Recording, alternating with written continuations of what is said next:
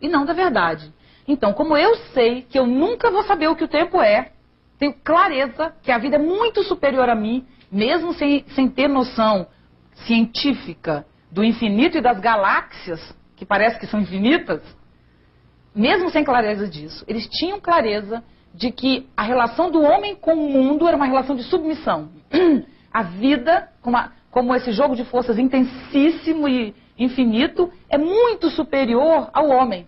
Então, o que o homem precisava fazer era criar uma interpretação sobre o mundo, mas eles jamais tinham a intenção de conhecer o mundo. Isso era quase uma heresia. Heresia é uma coisa meio cristã, né? Mas era quase uma afronta. Né? Então, o que os homens puderam fazer? Construir perspectivas de interpretação do mundo utilizando os mitos. Tem alguns estudiosos desse tema, Bruno Snell, por exemplo, ele diz o seguinte, que é muito possível imaginar que o grego não acreditava exatamente no mito.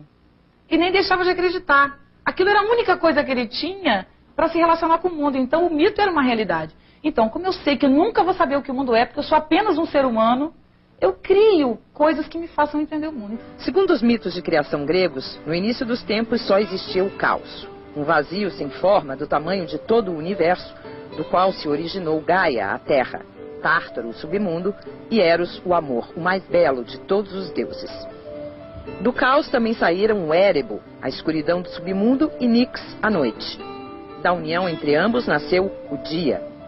Gaia deu à luz a Urano, o céu estrelado, e com ele teve diversos filhos, entre os quais Oceano, o mar, Cronos, o tempo, o mais jovem e mais terrível de seus filhos.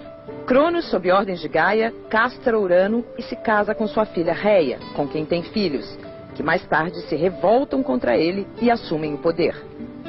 Estes novos deuses dividem entre eles a autoridade. Zeus, por exemplo, fica com os céus, Poseidon com os mares e Hades com o submundo. Daí, quando passa para a filosofia no pré-socrático, o que os homens pensam? Eles já não querem mais o mito. Eles querem olhar para o mundo e tirar da relação imediata com o mundo alguma interpretação. Então é um outro momento que é extremamente interessante com a filosofia pré-socrática. Aí começa, o que é o mínimo? Qual do Quinor, né? O que é o mínimo? É água, diz o Tales, né? E aí cada um vai dizer, o mínimo é água, não, o mínimo são os 4 elementos e tal. E a maioria deles diz que o mínimo do mínimo é o devir, que é o tempo. O que é o devir? A vida, no mínimo, é um vir a ser constante, é um processo de transformação constante, e a gente faz parte desse jogo que desconhecemos. Por quê? Porque ele não teria princípio nem fim. O tempo nunca começou e nem nunca vai acabar. O tempo é um fluxo que alimenta ele mesmo. Nós nascemos e morremos, mas o tempo não tem começo nem fim. Por que eles pensam isso? Porque a mitologia grega não tem um deus originário. A vida na mitologia grega sempre existiu. Ninguém criou o mundo na Grécia arcaica, não tem um criador. Então, como na religião grega, que é mitológica, não existe um princípio originário para o mundo, também não existe verdade. O Nietzsche, ao invés de pensar como todo mundo em sua época, que é, quem tem a verdade? O Spinoza, o espinosismo, o cartesianismo, ou quem tem a verdade? Ele olha e fala assim, ele olha de longe, que é uma coisa artística do Nietzsche, interessantíssima, que ele é um pensador poeta, um pensador cheio de metáforas e de imagens. O Nietzsche, ele dá aquela afastada, o Nietzsche, ao invés de pegar a história da filosofia no interior dela, que a história da filosofia, a história do conhecimento é um revezamento, né? Então eu corro, cheguei aqui. Ou eu vou pegar o bastão do último filósofo, ou eu vou dizer, esse filósofo chegou aqui, mas não fez nada. Eu vou pegar o outro, mas eu tenho que pegar alguém. Eu não posso simplesmente pensar. Eu tenho que me referenciar necessariamente no pensador contemporâneo.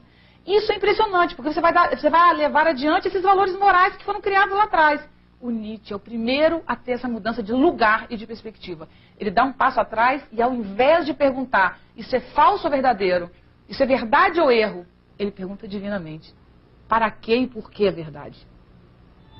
Isso é a grande questão.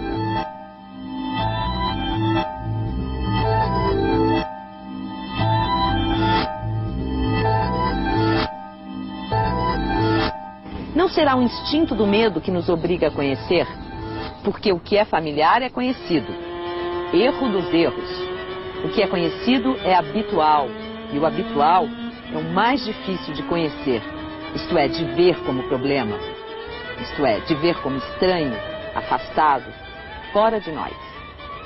A verdade não é produto da nossa curiosidade humana em descobrir o que as coisas são. A verdade é produto do nosso medo da morte.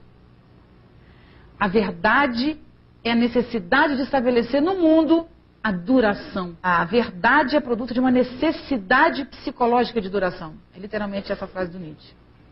Então, porque não somos capazes de lidar com a vida como ela é, o que acontece quando abrimos mão do terno e da gravata e as nossas pulsões e paixões começam a ter o mínimo de chance de aparecer, né? Nós, por não nos sentirmos fortes o suficiente para afirmar a vida como ela é, que é exatamente nascimento, morte, transformação, etc., construímos então a ideia de verdade. A ideia de verdade, construímos a verdade. A história do conhecimento humano é a história da criação e da cristalização da ideia de verdade.